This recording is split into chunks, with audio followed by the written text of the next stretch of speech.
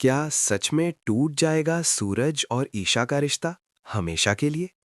क्या प्यार से भरा उनका साथ अब नफरत की आग में जलने वाला है? या फिर इसके पीछे छिपा है कोई ऐसा राज जो सब कुछ बदल देगा? दोस्तों, पति ब्रह्मचारी के आने वाले एपिसोड में कहानी ऐसा खतरनाक मोड़ लेने वाली है जिसे देखकर हर कोई हैरान रह जाएगा। होली के रंगों के बीच छुपा हुआ है प्यार, धोखा और जानलेवा साजिश का खेल। और इसी खेल में अब सूरज और ईशा की जिंदगी पूरी तरह बदलने वाली है। होली का माहौल पूरे गांव में छाया हुआ है। ढोल की आवाज, रंगों की बारिश और लोगों की खुशियों के बीच ईशा अचानक बेचैन हो उठती है। जैसे ही उसके कानों में ढोल की वही जानी पहचानी आवाज पड़ती है, उसका दिल जोर जोर से धड़कने लगता है। उसे ऐसा महसूस होता है कि सूरज यहीं कहीं आसपास है। उसकी आंखें भीड़ में पागलों की तरह सूरज को ढूंढने लगती हैं। हर चेहरे में उसे सूरज की झलक दिखाई देती है।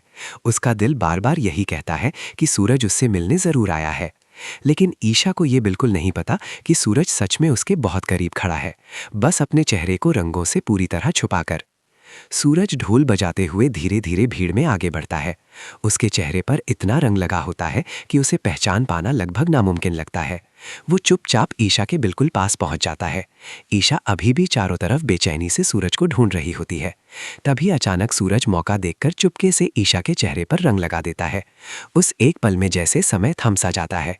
लेकिन सबसे हैरानी की बात यह होती है कि ईशा को बिल्कुल भी अंदाजा नहीं होता कि ये रंग सूरज ने लगाया है।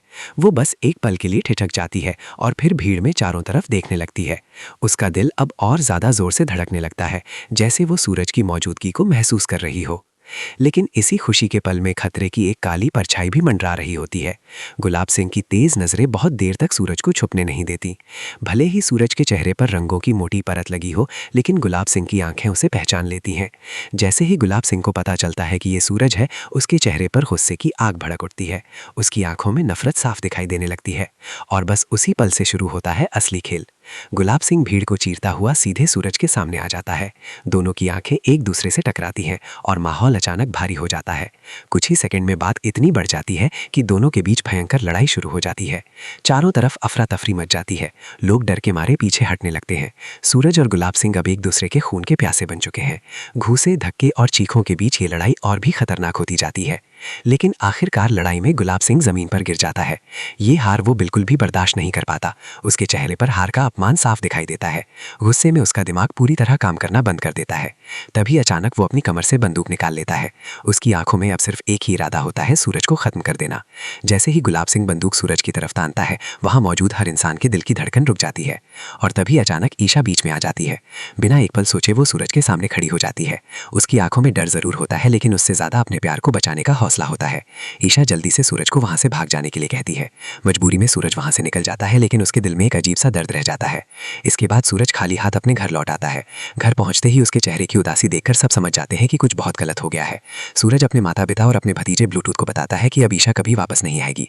ये सुनते ही पूरे घर की उम्मीदें टूट जाती हैं। सबके चेहरे पर मायूसी छा जाती है।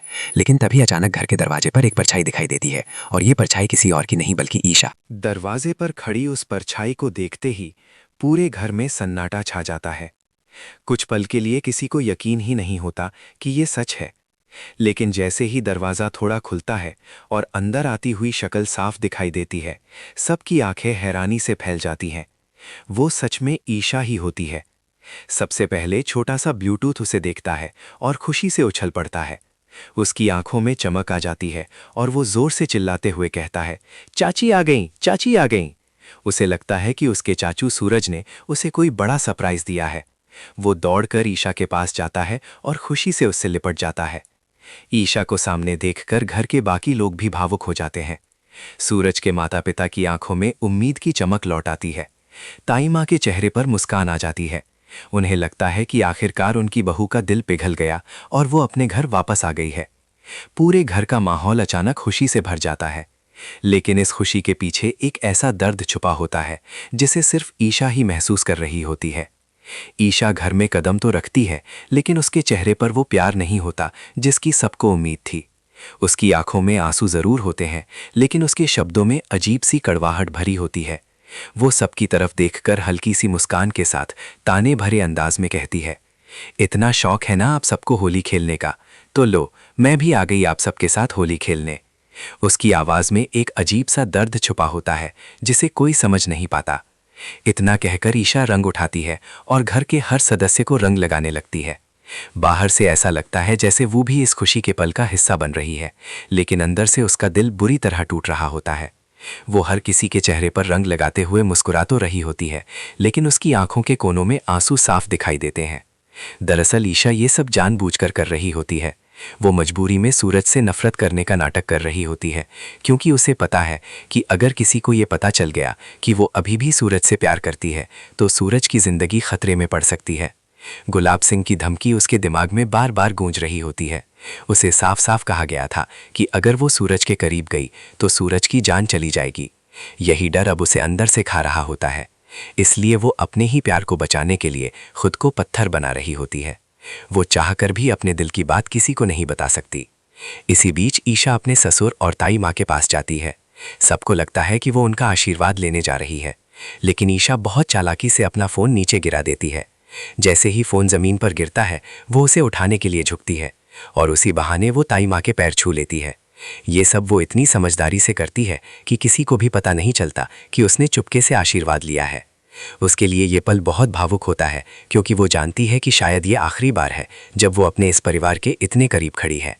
फोन उठाते समय उसकी आंखों से एक आंसू गिर जाता है, लेकिन वो तुरंत खुद को संभाल लेती है।